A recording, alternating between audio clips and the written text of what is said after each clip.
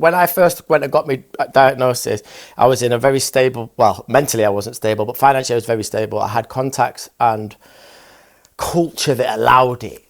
Like I knew people and it was like they'd done it and they got a bit of money and I could pay for the service. So culturally it was like to get help, it was kind of a middle class, upper class thing. And I always used to think this is wild because I live in London, I got a bit of money, there's that doctor, like, but what about the person that I grew up with who's skin and hasn't even got it on his radar? So I'm not saying that it's going to be like that forever, but I do think with any sort of mental states, like it kind of, the access to help was almost like fueled by a bit of wealth. It's privilege. Do you know what I'm trying to say? And what I see a lot with the beautiful people I work with in here, who are very typical to me and you brain-wise, is there's a lot of self-medication.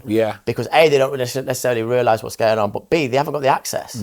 So weed, of course, alcohol, of course, all these things. And I was, by the time I'd stopped drinking, I was a full alcoholic. So I've been in that as well, not knowing.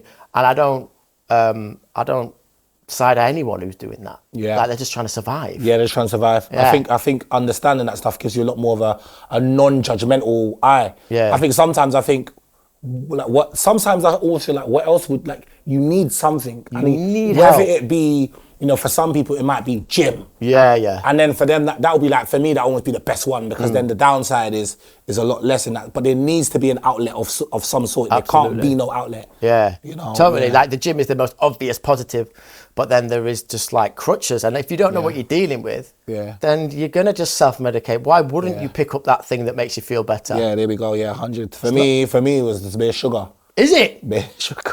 I still not as much anymore. Like, is it? Yeah, because obviously, man, you know what I mean? I'm trying to man's trying to perform and that, and man's trying to be a bit, superstar, I'm trying to perform, trying to keep lean. So what, just bare sweets? Bare sweets. Haribo at night, Pankfastics.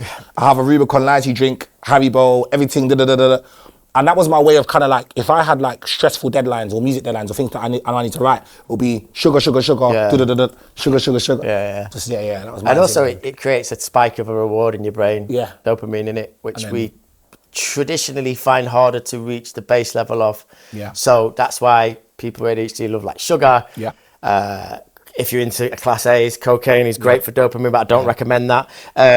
Cigarettes, all types of things, which is why you see or can see a lot of people struggling with addiction. Because they are just accessing what we traditionally need more of. And that's with medication too. People are like, why are you giving them a stimulant? Stimulant medication, from what I'm aware, is basically rises up your dopamine level to a base level through stimulants, and then you can then kind of like... It's mad though, because I remember, because it is helpful, like generally speaking, medication is more helpful than it's not helpful. But then there are the cases where for some people it won't be helpful for them. So I find for me, like I was taking Concerta, which is ADHD medication, a stimulant, and it gave me the ability to like focus on cue, on things that I'm not interested in, or admin things, I don't know, tax, all of that, just things that I just wouldn't want to like apply my mind to. And I was able to do that at will, but then my creative spark was blunted. And that was tough for me. Oh, really tough? For me, it was like, okay, I'm not able to write, perform, do the things in the same way. And I had to make a decision where I was like, I know for me, medication for me at this point is not going to be my solution. But then I know for other people where it's brilliant and it works and it's allowed them to function, you understand, in that sort of way. So I will say, and I also think like knowing the science of it, because unfortunately you have people that, I feel like ADHD is somewhat of a buzzword in a way, where it kind of loses the actual meaning of what it is.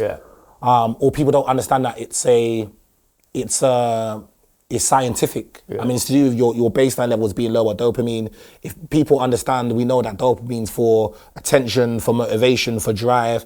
If the average person, if they experience like a drop in the dopamine levels, they would feel it. They wouldn't be able to do anything. That's how you do anything. That's that controls your limbic system, innit? So there's an element of where I do feel like there needs to be more understanding and awareness on what is ADHD, like beyond the symptoms, but what's the science? Because it's not a fad, and I think that's been quite. That's been for me. That's been something that's been frustrating for me, like as someone who's like passionate about taking control and responsibility and growth and business. Like I like all those things, and I like taking back power and those types of things.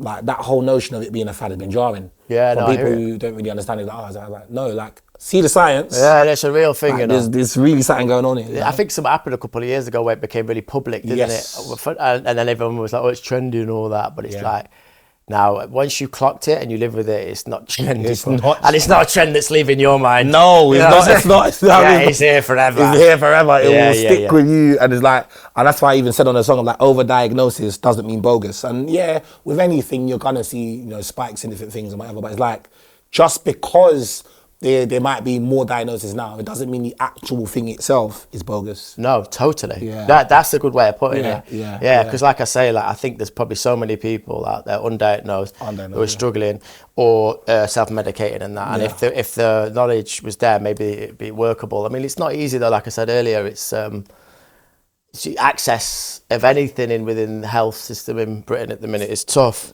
So you've got to kind of do the work yourself in a way. And hopefully songs like this, because like can talk to people and go, raw. Yeah. That's me. Yeah. Have you had a lot of that since you dropped it?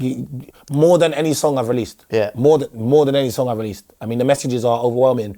Not in terms of how many, in terms of the depth of the messages. There's a lot of messages that are packed. Whereas like if I release a tune that people like and resonate with, they'll be like, oh, this is cold. Whereas if this one, people are mirroring it to me and saying, what you said here reminds me of when I was in this year and all of that information. And it's rewarding because it was difficult to write.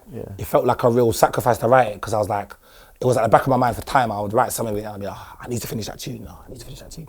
And it wasn't until like, because I'm touring in November, and it wasn't until I was like, oh, but I would want to perform this on tour. And it's not finished. So I was like, then I had to finish it. But that was the discipline. It's fun, yeah. That was like the real life pressure that made me finish it. Yeah. Which is funny in the context of it was the thing where then like now I feel like it's a reward of like, okay, that hard work, like this is the reward.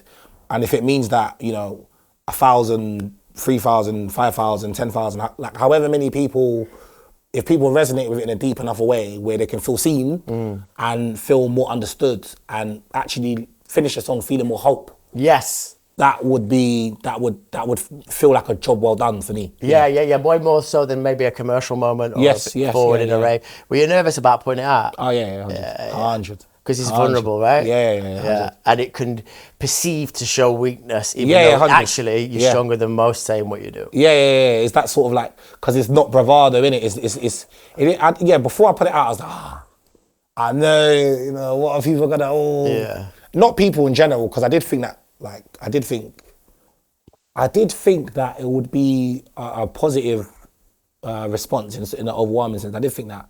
But there was like, at the back of my mind, I thought, I know there's going to be some people that are going to be like, Bliss, come on, man. Yeah. Like, you're just what you as well. Yeah, trending. You're jumping on the trend, Yeah. What, you having a slow mum? And I'm like, no, of course, yeah. But I just think in rap music or art in general, the authenticity always wins. I mean, everyone respects it. Yeah. So if you're like a banker, and you talk about being a banker, I'm with it. Yeah, I'm with it. You know what I'm trying to say? If it's real. Yes. If you are banking and your bars are that, you say it dope, hard. Yeah, cold. If you're living the life of what is seen as crime, but you say it well, I'm with like whatever. But we feel it. I think that's just something. I think there's something scientific about that. Like, we value authenticity over anything. Yeah. There's something like, even if we disagree with certain things that the person might be saying, is that if it's real, it's like, yo. Yeah, exactly. And it's bulletproof in that sense, isn't it? Yeah. And that's what rap and, I guess, grime or whatever does, isn't it? I salute you, man. Listen, tell me one more thing before we get into performance mode. You're shooting a video at your school, right? Yeah, I'm at primary school. And that's in Cricklewood Ways? Yeah, Anson Primary School, yeah. Incredible. Right. Is there anything you are doing with that school that aligns with how you felt when you were there? Or any sort of like thing you can give back to them from your experience? Yeah, it's mad. So I'm going back in, I'm actually going into an assembly and they're getting some of the young people who also have ADHD to interview me on the radio station that they have there. Sick. So it's mad, it's crazy. And the amount of schools that have reached out, I mean, I've had several schools reach out for me to go in and do different things. So it's kind of showing me a bit of a different side of what music can do. Absolutely. And we're doing an event as well on the 18th with Spotify, Youth Music and Mentipity. like on strategies of ADHD and tools for empowerment and different things. So yeah, man, it's a lot though, man. Yeah. I'll be real, like my Look yeah, what he you know stepped I mean? into. Yeah, Oh, so he was just trying to share his story. Yeah, you know. But that wasn't there when you was a young person, right? What's that? That wasn't there when you was a young person. No way. No Exactly. way. So it's beautiful when I look at him, like, because I would have wanted. Oh man, imagine you were in school and someone came in who was like, I don't know, maybe a musician or just doing something, a rapper or like from an the actor area. or whatever, Yeah. and they like shared something that you like, that's me. Yeah. That'd be cool. Exactly, especially when you respect them. Yeah. Should we get into performance mode? We're going to do the tune live and direct here from the Steve's Factory, right here, Click'ems, because Bliss, the legend, the boss, left field general, performance, ADHD, my brother, love, bro. Lively. Lively. You're in the Steve's Factory now.